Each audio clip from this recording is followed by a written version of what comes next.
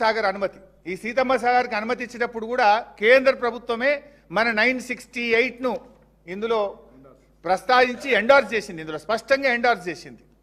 కానీ మీరేం చేస్తున్నారు మీ పిచ్చితనం వల్ల? ఇవాళ మనకి ఇప్పటిదాకా 968లో ఫైనల్గా టీఏసీ అంటే ఇరిగేషన్ ప్రాజెక్ట్ క్లియరెన్స్ ఎన్నిటికి వచ్చింది 968లో అంటే 828 టీఎంసీకి వచ్చింది.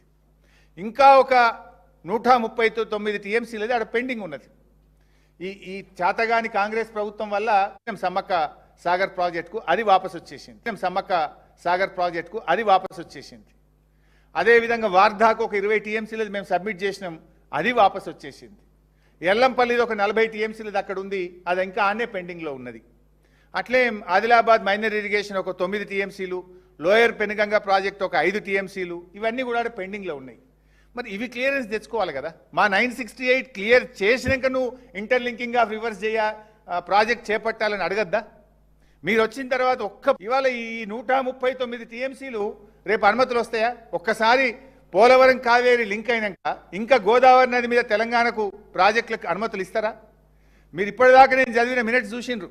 తెలంగాణ మేము పదే పదే ఒకటే చెప్పినాం, ఫస్ట్ మా 968కి అనుమతులు ఇచ్చినాకనే ఇంటర్లింకింగ్ చేయాలి. ఆ ఇంటర్లింకింగ్ చేసే నీళ్ళలో సగం తెలంగాణకి ఇవ్వాలని కుండబద్దలు కొట్టినంత స్పష్టంగా ప్రతి మీటింగ్లో తెలంగాణ వాదిస్తూ వచ్చింది. కానీ మీరేం చేస్తుండ్రు? అది ఏమీ పట్టించుకుంటలేరు. మనకి ఇంకా 139 టీఎంసీకి గోదావరిలో సిడబ్ల్యూసి అనుమతులు పెండింగ్లో ఉన్నాయి. అది కాకుండా 74 ఇవి రావాలి కదా ఇంటర్లింకింగ్ ఆఫ్ రివర్స్లో. 148లో సగం ఏమంటే ఆ రోజు ఒప్పుకున్నది కదా కేంద్రం.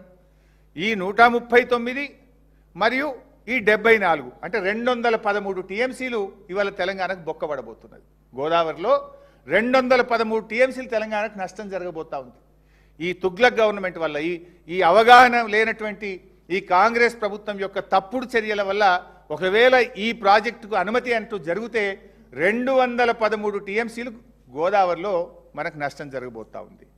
ఇది కాకుండా అసలు ఓవరాల్గా మనం ఏం జరుగుతుంది ఇంకా కూడా అర్థం చేసుకునే ప్రయత్నం చేస్తే, ఇప్పుడు ఆంధ్రప్రదేశ్కు వాళ్ళు 200 టీఎంసీలు డైవర్షన్ అనుకున్నారు. వాళ్ళు ఎంత ప్లాన్గా చేస్తున్నారు? ఇప్పుడు 47 సమ్మక్క వదిలిపెట్టాలట, మనం 15 మాకు గోదావరిలో సేవింగ్స్ ఉన్నాయని పెట్టిండ్రు, 45 ఈ ఇంటర్లింకింగ్ ఆఫ్ రివర్స్లో ఆంధ్రప్రదేశ్ షేర్ అంటున్నారు. కర్ణాటక డీకే శివకుమార్ మా షేర్ ఇవ్వండి అని అడిగిండు కదా, వాళ్ళకు 16 టీఎంసీలు ఇచ్చిండ్రు. ఇస్తే కర్ణాటకకి ఏం చెప్తుంది ఆంధ్రప్రదేశ్, మీరు పైన 16 టీఎంసీలు కృష్ణాలు ఆపుకోండి, మేము మీ 16 కింద గోదావరిలో మేము తీసుకుంటాం ఇడా అంటున్నారు. కృష్ణాల మీద ఆపుకోండి, మేము కింద 16 తీసుకుంటామంటున్నారు. అంటే కర్ణాటక ఈ 16, 45 ఆంధ్రప్రదేశ్ షేరు. ఆంధ్రప్రదేశ్ క్లెయిమ్ చేస్తున్న, అది కూడా నిజం కాదు, క్లెయిమ్ చేస్తున్న గోదావరిలో సేవింగ్స్ 15, మన రాష్ట్రానికి హక్కుగా ఉన్న 47 సమ్మక్క వదులుకోవాలన్నట. మొత్తం ఇదొక 123. తమిళనాడుకి ఇస్తామన్నా 44. ఈ 167 టీఎంసీలతో ఇప్పుడు పోలవరం బనకచెర్ల మేము గడతాము అని వాళ్ళు పావులు కదుపుతున్నారు. ఇప్పుడు 167 టీఎంసీలతో దీనికి సంబంధించి ఒక 2-3 నెలల నుంచి డ్రామా నడుస్తుంది. సీక్రెట్గా చేస్తుంది అంతా. ఎంత సీక్రెట్ అంటే అసలు మినిట్స్ ఆఫ్ ద మీటింగ్ ఉండే ఏం జరిగిందో తెలియదు, ఫైనల్గా సంతకాలు పెట్టి అగ్రిమెంట్ అయిపోయే పరిస్థితి ఏర్పడ్డది. ఐఎమ్ సేయింగ్ విత్ అథారిటీ, నేను నా దగ్గర అన్ని ఆధారాలతో చెప్తున్నాను. నేను ఇప్పటిదాకా ఎన్ని మీటింగ్లు అయినాయంటే, మన ముఖ్యమంత్రి కూడా ఒక మీటింగ్లో పాల్గొన్నాడు. మార్చి 26, 2026 ఆంధ్రప్రదేశ్కు యొక్క సెక్రటరీ వాళ్ళు కూడా ఇక్కడికి వచ్చిండ్రు. యూనియన్ సెక్రటరీ ఒక ఆయన కాంతారావు, ఈయన కూడా ఆంధ్రప్రదేశ్ మూలాలు. అసలు ఆయనకు ఆ పోస్టింగ్ ఎట్లొచ్చింది? చంద్రబాబు ఎంత వ్యూహాత్మకంగా అడుగులు వేస్తున్నాడు. ఢిల్లీలో వాటర్ సెక్రటరీనే తన మనిషిని తెచ్చిపెట్టుకున్నాడు. ఆ కాంతారావు గారు ఇక్కడికి వచ్చి మన ముఖ్యమంత్రిని, మన నీళ్ల మంత్రిని, మన ఈఎన్సీని, మన అడ్వైజర్తోని మార్చి 26, 2026 నాడు మొదటి మీటింగ్ అయింది. తర్వాత ఏప్రిల్ 27, 2026 నాడు ఢిల్లీలో సెంట్రల్ సెక్రటరీ దగ్గర మీటింగ్ అయితే దాంట్లో సిడబ్ల్యూసి, ఎన్డబ్ల్యూడి అధికారులు పాల్గొన్నారు. 1 మే 2026 నాడు ఒక మీటింగ్ అయితే Telangana chief secretary, Telangana adviser, Andhra Pradesh chief secretary, Andhra Pradesh అడ్వైజర్లు ఆ మీటింగ్లో పాల్గొన్నారు. 8 మే 2026 నాడు ఇంకొక మీటింగ్ జరిగింది.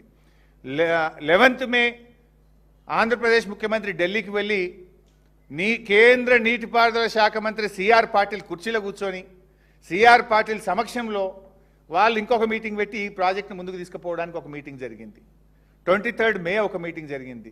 ఇవాళ ఆదివారం నిన్నగాక మొన్న శుక్రవారం కూడా ఒక మీటింగ్ అయింది ఢిల్లీలో, అది ఇంకొక లింకు. ఏది మన మహానది పోలవరం లింక్ కూడా పెడుతున్నారు, అందులో ఒక 140 టీఎంసీలు తీసుకుపోతామని. సరే ఇదంతా డీటెయిల్స్ చాలా పెద్దవి, కానీ ఇన్ని మీటింగులు జరిగితే ఏ మీటింగ్ దనే మినిట్స్ ఆఫ్ ద మీటింగ్ ఉందా బయట పెట్టండి. ఎందుకు ఇంత సీక్రెట్గా ఈ మీటింగులు చేస్తున్నారు? ఈ మినిట్స్ ఆఫ్ ద మీటింగ్ ఎందుకు బయటకు వస్తలేవు? ఇలా ఇంకా జోక్ ఏంటంటే ఈ మన తెలంగాణ తరఫున ఈ మీటింగ్లకు ఎవరు పోతారు? చంద్రబాబు నమ్మిన బంటు, తెలంగాణ రాష్ట్ర ప్రభుత్వ సలహాదారు ఆదిత్యనాథ్ దాస్ పోతాడు. తెలంగాణ ఇంజనీర్లను కూడా తీసుకుపోతలేరు ఈ మీటింగ్కు. మన ఇంటర్ స్టేట్ ఇంజనీర్లను కూడా మీటింగ్ లోపలికి పోతలేరు. ఏమవుతుందో మన తెలంగాణ ఇంజనీర్లకు కూడా తెలియనంత సీక్రెట్గా చేస్తున్నారు. అంటే ఇప్పుడు రేవంత్ రెడ్డి దొంగ చేతికే తాలపు చేలు ఇచ్చిండు. ఎందుకంటే ఆదిత్యనాథ్ దాస్ ఎవరు? 10 ఏళ్ల పాటు ఆంధ్రప్రదేశ్కు ఇరిగేషన్ సెక్రటరీగా తెలంగాణ ప్రాజెక్టులకు వ్యతిరేకంగా పనిచేస్తూ చివరికి కోర్టు చేత చీవాట్లు తిని జైలుకు పోవాల్సిన పరిస్థితి వచ్చింది.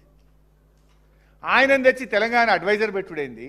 ఈ మీటింగ్లన్నీ ఆయన తెలంగాణ ఇంజనీర్లు కూడా లేకుండా ఆయనే పోయి ఈ మీటింగ్లు అటెండ్ చేయడం వెనుకనే స్పష్టమైన కుట్ర కనబడుతుంది. అదే బాబు కన్నుల్లో రేవంత్ రెడ్డి ఆనందం చూడాలనుకుంటుండు. తెలంగాణకు ఏమైనా పర్వాలేదు అనేటువంటి దిశగా ఈరోజు ఆయన పనిచేస్తూ ఉన్నాడు. నిజానికి ఇంకా బాగా అర్థం చేసుకోవాలంటే ఈ ఇంటర్లింకింగ్ ఆఫ్ రివర్స్ ఇవాళ దేశానికి కూడా నష్టం చేస్తున్నారు. జనరల్గా ఏమంటారు, ఏ నిర్ణయం తీసుకున్నా జాతీయ దృక్పథం ఉండాలి, దేశానికి మేలు జరగాలి అంటారు. నేను అనేక ఇంటర్లింకింగ్ ఆఫ్ రివర్స్ మీటింగ్స్లో పాల్గొన్నా. ఏమనేది, ఎక్కువ రాష్ట్రాలకు లాభం జరగాలి, ఎక్కువ రాష్ట్రాలకు నీటి వినియోగం జరిగినప్పుడే ఇంటర్లింకింగ్ ఆఫ్ రివర్స్ యొక్క ఇది పర్పస్ నెరవేరుతుంది అని చెప్పేవాళ్ళు. కానీ ఇప్పుడు ఏమవుతుంది, ఇంటర్లింకింగ్ ఆఫ్ రివర్స్లో తెలంగాణను పక్కకు పెట్టేసినారు, ఒక రాష్ట్రాన్నే పక్కకు జరుపుతుంది. ఇవి ఇప్పటి వరకున్న updates. Keep watching Raj news.